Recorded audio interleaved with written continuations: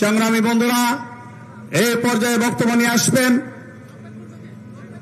চুয়াডাঙ্গা পৌরসভার সাবেক 3 বারের কাউন্সিলর, চুয়াডাঙ্গা পৌর মেয়র প্রার্থী ছিলেন এবং চুয়াডাঙ্গা পৌর বিএনপির বর্তমান সভাপতি, চুয়াডাঙ্গা জেলা বিএনপির আহ্বায়ক কমিটির সংগ্রামী সদস্য জনাব মোহাম্মদ সিরাজুল ইসলাম মনি ভাই। বিসমিল্লাহির রহমানির রহিম। চুয়াডাঙ্গা জেলা বিএনপি সম্মেলন না, এটা ঐতিহাসিক সম্মেলনের সম্মানিত সভাপতি, যার ফলশ্রুতিতে আজকের এই সমাবেশ ঘটেছে, তার সংগঠনের অবদানের কারণে আজকের এই সফল সম্মেলন হতে যাচ্ছে।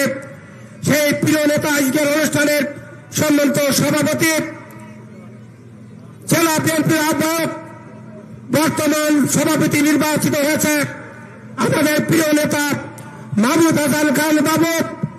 আজকের অনুষ্ঠানের প্রধান অতিথি আমাদের প্রিয় নেতা, গণতন্ত্রের প্রবক্তা, শহীদ প্রেসিডেন্ট জিয়াউর রহমানের উত্তর শরীফ, বেগম খালেদা জিয়ার উত্তর শরীফ।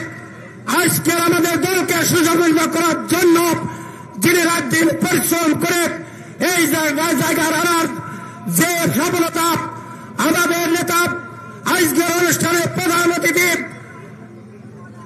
দেশ ও জাতীয় মানুষের নেতা, কেন্দ্র কমিটির ভারপ্রাপ্ত চেয়ারম্যান জনাব তারেক রহমান।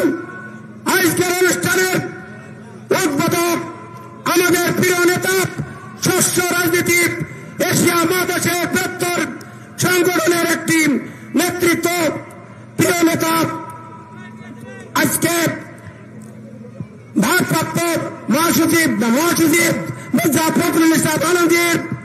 উপস্থিত আছেন চৌধুরীর কৃতি সন্তান, ছাত্র রাজনীতি কেন্দ্র ভাইস চেয়ারম্যান শামসুজ্জামান দুদু সহ কেন্দ্রের নেতৃবৃন্দ।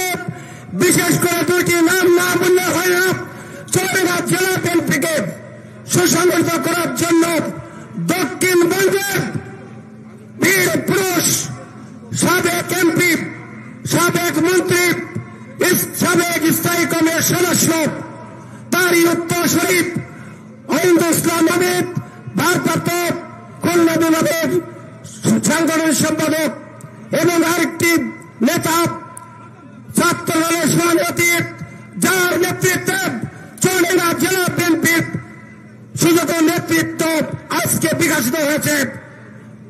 সহসভাপতি খুলনা বিভাগ জয়ন্ত কুমার কুণ্ডু, কেন্দ্র নেতৃবৃন্দ, জেলা বিএনপির নেতৃবৃন্দ, আশপাশের জেলা বিএনপির নেতৃবৃন্দ এবং প্রিয় চৌধুরীরা জেলা বিএনপির সকল পর্যায়ের নেতৃবৃন্দ অঙ্গ সংগঠনের এবং বিশেষ করে আজকের স্বাস্থ্য টিম সহ সকল পর্যায়ের নেতৃবৃন্দ, আসসালামু আলাইকুম। বক্তব্য শুনে একটি কথা বলতে চাই।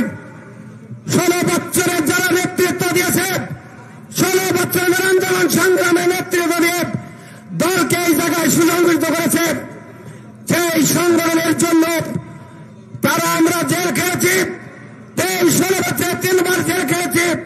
জেলে গিয়েছে নির্বিঘ্নে, আবার জামিন হয়েছে, ফের জেলে গিয়েছে, আবার নির্বিঘ্নে জামিন হয়েছে। শুধু জামিন নাই, মামলা পরিচালনা করা এবং আমাদের বাড়িতে বাজার পর্যন্ত করে দিয়ে যে আজকে সংগঠনকে শক্তিশালী করার জন্য কাজ করেছে মাহমুদ হাসান খান বাবু এবং শরীফুজ্জামান শরীফ।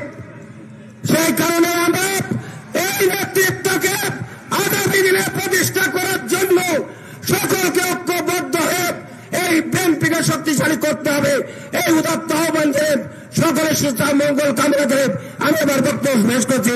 খোদা হাফেজ। বাংলাদেশ জিন্দাবাদ।